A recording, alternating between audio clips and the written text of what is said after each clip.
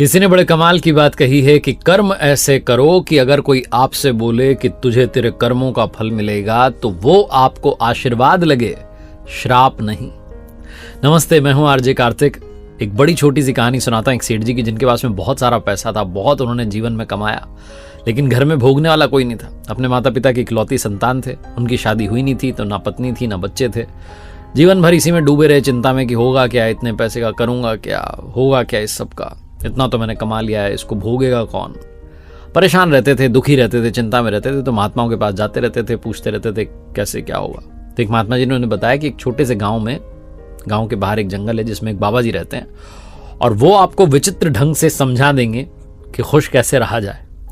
तो इनको बात जम गई। इन्होंने कहा ठीक है, मैं जाता हूँ उस गाँव में। तो उस गाँव में पहुंचे, गाँव वालों से पूछा तो उन्होंने बताया सामने जंगल दिख रहा है, वहाँ पर जंगल में बाबा जी बैठे रहते हैं। अगर ध्यान में हो तो आप उन्हें परेशान मत करना, ध्यान में ना बैठे हों, समाधि में ना हो तो आप जाकर के बात कर लेना, उनको ज़्यादा परेशान मत करना, लेकिन वो कई बार बिगड़ भी जाते हैं, गुस्सा भी करते हैं। तो सेठ जी अपनी कार में थे, पहुँच गए उस जगह पर जहाँ बताया गया था। कार में अपने साथ एक बैग लेकर के आए थे, जिस बैग में उन्होंने अब तक जितना कमाया सब रखा हुआ था, ज्वेलरी थी, पैसे थे।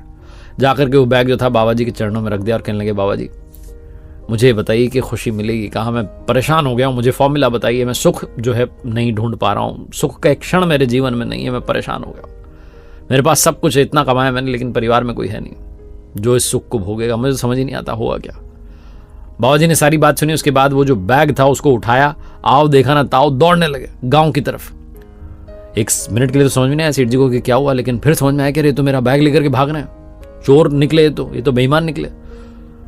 तो इनको सेठ जी को ये भी ध्यान नहीं रहा कि गाड़ी से आए थे, कार से आए थे, कार भी वहीं रही। जंगल में दौड़ते चले गए बाबा जी के पीछे पीछे कि एक बार बैग मिल जाए बस।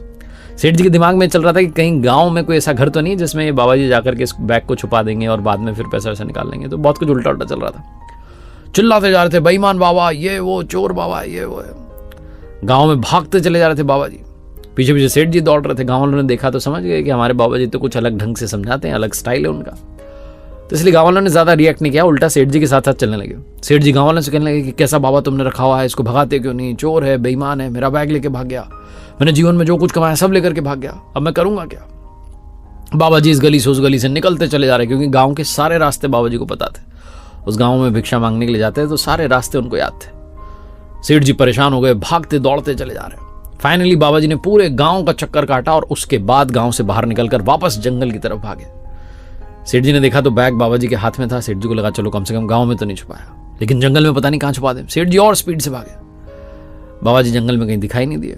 सेठ जी घूम फिर करके वहां आ गए जहां गाड़ी खड़ी हुई थी, जहां सामने झाड़ी की तरफ बाबा जी बैठे थे। गाड़ी के पास आकर के थोड़ी सांस में सांस आई, तब इन्होंने देखा कि सामने ही झाड़ी के वहीं पर जहां बाबा जी बैठे थे वहीं बैग रखा हुआ है। बिना देरी के दौड़े और जाकर के बैग को उठाकर के गले से लगा लिया। कहने लगे, भगवान मैं दुनिया का सबसे सुखी इंसान हूं, मुझसे खुश कोई है नहीं इस वक्त। आपने मेरी सारी कमाई वापस कर दी, वरना आज तो मैं लुट गया था, सारा पैसा लेकर के वो बाबा भाग जाता।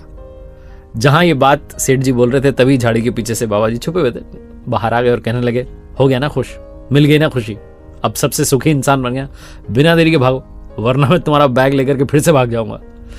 बहुत छोटी सी कहानी है, लेकिन सार ये समझाता है कि हमारे पास में जो है उसकी हमें कद्र नहीं है। जैसे ही वो हमसे छिनता है, जैसे ही हमसे दूर जाता है, वैसे ही हमें समझ में आता है कि अरे खुशी तो यही थी।